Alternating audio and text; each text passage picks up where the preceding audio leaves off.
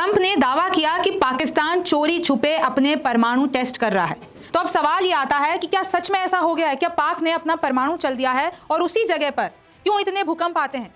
अब चीन भी जो है अपनी पनडुब्बी पाकिस्तान में तैनात कर रहा है। इतना बड़ा खुलासा हुआ है तो भारत के लिए कितनी बड़ी चुनौती है। आसान भाषा में रिमझिम के 5 पॉइंट्स में समझिए कि कैसे पाक ने परमाणु चल दिया है और क्या उसी जगह पे भूकंप इसी कारणवश आ रहा है। दूसरा है पाकिस्तान में चीनी पनडुब्बी तैनात क्यों की जा रही है। तीसरा देखिए कि कितना खतरनाक होता है ये परमाणु परीक्षण। हम बात तो कर देते हैं परमाणु टेस्ट, लेकिन 30 सालों में जो नहीं हुआ है और जो अमेरिका कह रहा है अब हम भी करवाएंगे और ये भी कह रहा है पाकिस्तान भी चोरी छुपे कर रहा है, तो ये कितना खतरनाक होता है। चौथा है भारत के लिए कितनी बड़ी चुनौती है क्योंकि पाकिस्तान परमाणु टेस्ट कर रहा है।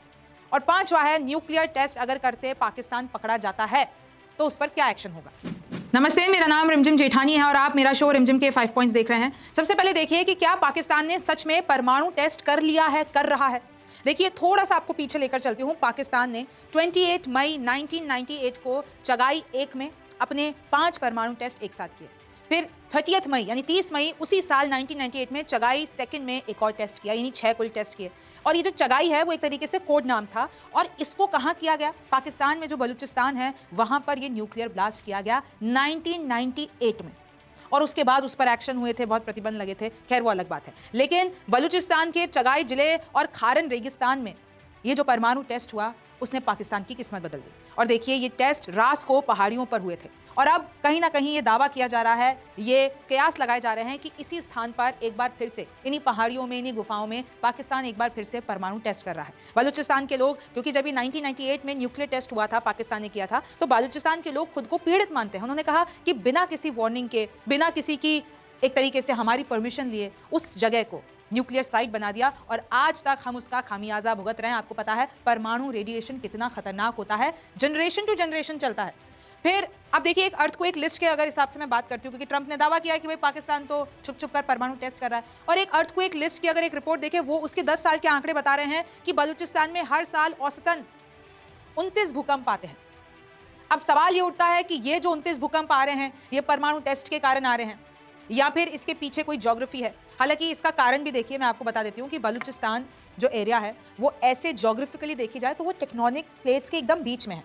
तो जो अगर हम साइंस में जाते हैं तो उसका नेचुरल रीजन भी है कि भाई क्योंकि बलूचिस्तान एक ऐसी जगह पे स्थित है जहां पर टेक्टोनिक प्लेट्स क्रश होती है, मतलब एक दूसरे से टकराती हैं और 2 अलग डायरेक्शन में, तो वो वैसे भी सेंसिटिव है इलाका और इसलिए भी वहां पर ज्यादा भूकंप आते हैं। लेकिन अब यही कयास लगाए जा रहे हैं, दावे किए जा रहे हैं कि भाई आखिरकार पाकिस्तान कर क्या रहा है, क्योंकि एक्सपर्ट्स की माने तो अंडरग्राउंड जो छोटे टेस्ट होते हैं वो पकड़ में नहीं आते हैं। अगर आप एक फुल ब्लोन न्यूक्लियर टेस्ट करते हैं तो वो उसका तो रेडिएशन भी पकड़ में आ जाएगा, जो है ये जो ऊपर सैटेलाइट घूम रही हैं, जैसे अमेरिका तो हर जगह नजर रखना है, तो वो सैटेलाइट तस्वीरों में दिख जाएगा, सब हो जाएगा। लेकिन अगर आप छोटे कर रहे हैं न्यूक्लियर टेस्ट तो वो कभी कभार रडार में नहीं आते हैं। और ट्रंप ये दावा कर रहे हैं कि जो छोटे न्यूक्लियर टेस्ट हैं वो चीन, ये रूस, पाकिस्तान, ये इन सब के द्वारा किए जा रहे हैं और अमेरिका कह रहा है कि हम भी करेंगे, लेकिन हम बड़े पैमाने पे करेंगे। तो जो बड़े टेस्ट होते हैं उनके कारण देखिए हवा बदल जाती है, तापमान बदल जाता है, भूकंप या हलचल हो जाती है।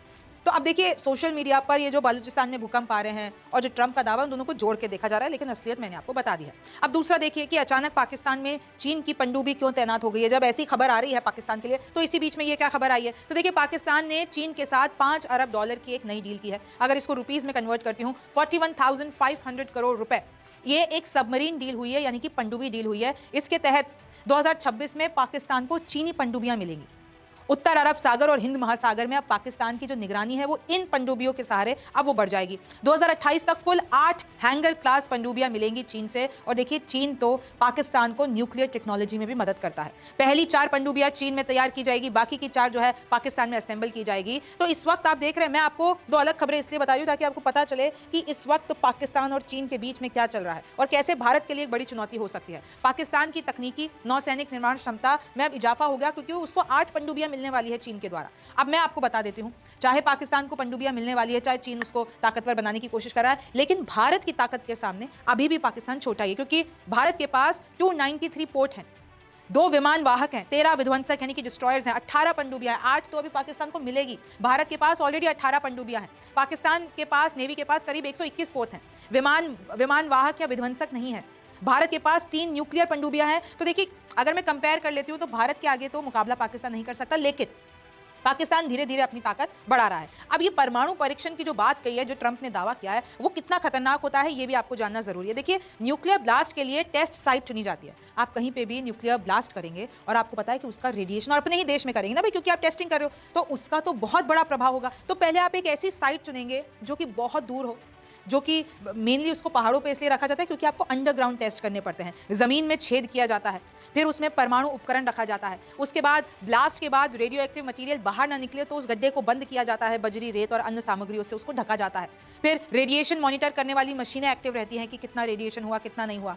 एक जो विमान है वो ऊपर हवा में घूमता ही रहता है परीक्षण करने के लिए, चक्कर लगाता रहता है उस साइट की। मौसम और नतीजों के पैटर्न की समीक्षा की जाती है कि इस न्यूक्लियर टेस्ट से क्या क्या प्रभाव पड़ा है। विस्फोटक के बाद एक बड़ा गड्ढा उस साइट में बन जाता है और फिर वहां पर एक तरीके से सिक्योरिटी तैनात होती है। फिर साइंटिस्ट आते हैं, वहां से नमूने लेते हैं, डेटा, जब पूरा मामला ठंडा हो जाता है तो वहां से नमूने लिए जाते हैं। तो देखिए, गड्ढे के जो सतह पर, मतलब गड्ढे के नीचे जो है वो चट्टानें जमा हो जाती हैं क्योंकि वो पिघल जाती है न्यूक्लियर टेस्ट के बाद। तो इस तरीके से देखिए न्यूक्लियर टेस्ट किया जाता है।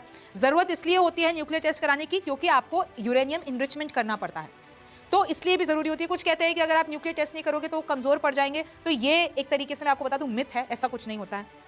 दुश्मन देशों को आपको ये भी दिखाना है कि हमारी मारक क्षमता कितनी है। अगर न्यूक्लियर टेस्ट हो जाता है तो भाई सामने वाले को पता है ना कि अब आप हम पे आंख उठा के नहीं देख सकते हो, क्योंकि हमारे पास न्यूक्लियर बम है, हम चाहें तो कुछ भी कर सकते हैं। और सबसे मुश्किल होता है परमाणु फ्यूल को पाना। देशों में होड़ लगी रहती है, इसकी स्मगलिंग होती है परमाणु फ्यूल की।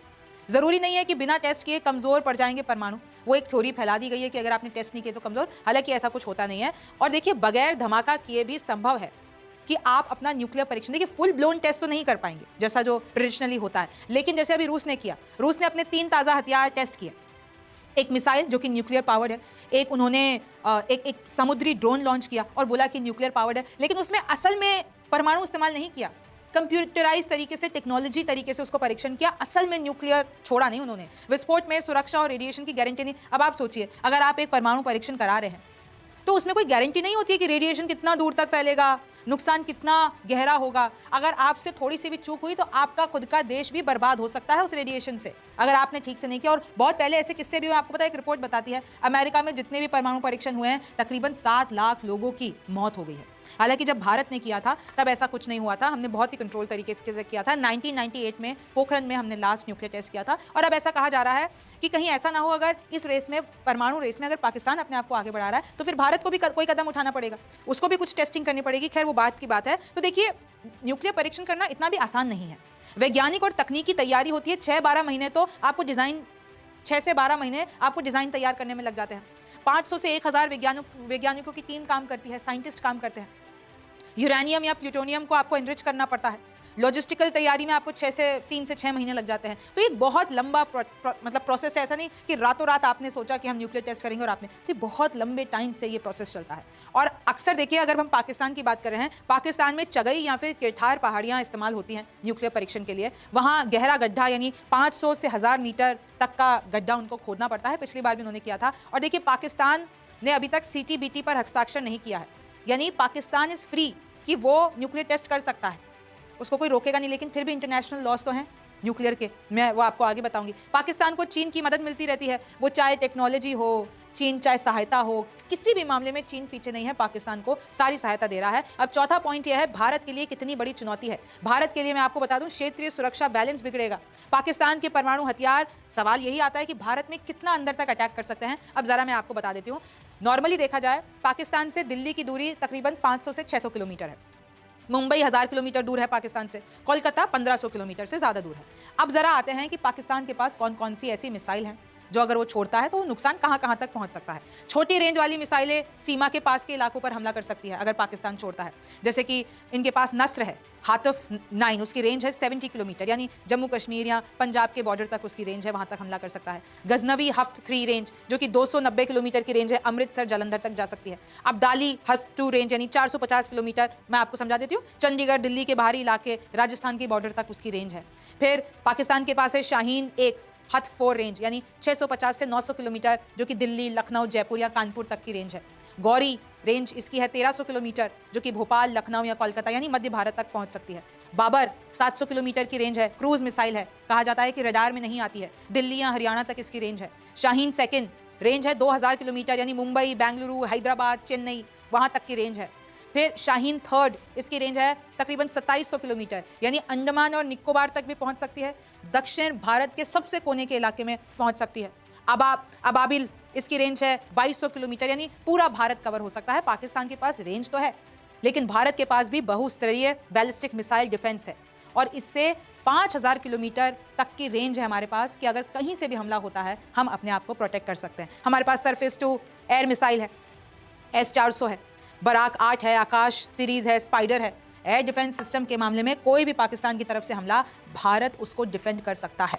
लेकिन भारत पर ऐसे परमाणु छोड़ना पाकिस्तान के लिए कोई इतना भी आसान काम नहीं है। माना कि उनकी कोई पॉलिसी नहीं है, भारत की तो पॉलिसी है नो फर्स्ट यूज, यानी हम पहले हमला नहीं करेंगे, लेकिन पाकिस्तान के पास तो ऐसी कोई पॉलिसी नहीं है। लेकिन पाकिस्तान के लिए एकदम, मैं आपको बता दूं, इम्पॉसिबल है इस तरीका का कोई हमला भारत पे करना। क्या न्यूक्लियर टेस्ट करते पकड़े गए तो क्या होगा? अगर पाकिस्तान पकड़ा जाता है न्यूक्लियर, अभी तो ट्रंप ने इशारा कर दिया। अब देखिए सवाल तो ये जो इंटरनेशनल एजेंसी है एटॉमिक की, वो लोग भी कुछ ज़्यादा कर नहीं पा रहे हैं, उनको भी एक्शन लेना चाहिए। लेकिन एक तरीके से कई सालों में देखा जाए तो ये जो एजेंसी है उसकी जो पकड़ है, उसका जो इन्फ्लुएंस है वो कम हो गया है। लेकिन कानून अभी भी हैं, अंतर्राष्ट्रीय समुदाय एक्शन ले सकता है पाकिस्तान पर और किसी भी देश पर अगर वो परमाणु परीक्षण करते हुए पकड़े जाते हैं तो।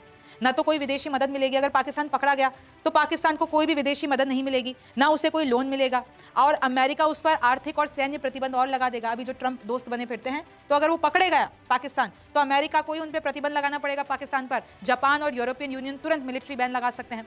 IMF और वर्ल्ड बैंक जैसी संस्थाएं पाकिस्तान को लोन नहीं देंगी। पाकिस्तान भारत ने साल 1998 में लास्ट टेस्ट किए थे, उसके बाद अब ट्रंप कह रहे हैं कि अब 29 सालों के बाद, अब क्योंकि ये सब कोई चोरी छुपे कर रहे हैं, तो अब अमेरिका भी ऐलान किया उन्होंने कि अमेरिका भी अब न्यूक्लियर परीक्षण करेगा, और हम दावा ठोक के ये बात कहते हैं कि अब हम करेंगे। इससे अब खतरा यह है कि एक नई न्यूक्लियर आर्म्स रेस शुरू हो जाएगी, जो दुनिया के लिए ठीक नहीं है। और अगर ये शुरू होता है तो फिर कौन कौन से देश बीच में कूदेंगे, उसकी आप बिल्कुल यू कांट इमेजिन दैट। आपको पता है ना, ईरान ने कोशिश की थी और अमेरिका और इजराइल ने हमला कर दिया। तो अब इस पर आगे क्या होगा ये तो वक्त बताएगा। आप रिमझिम के 5 पॉइंट्स देखते रहिए। मेरा नाम रिमझिम जेठानी है, आपसे फिर मुलाकात होगी।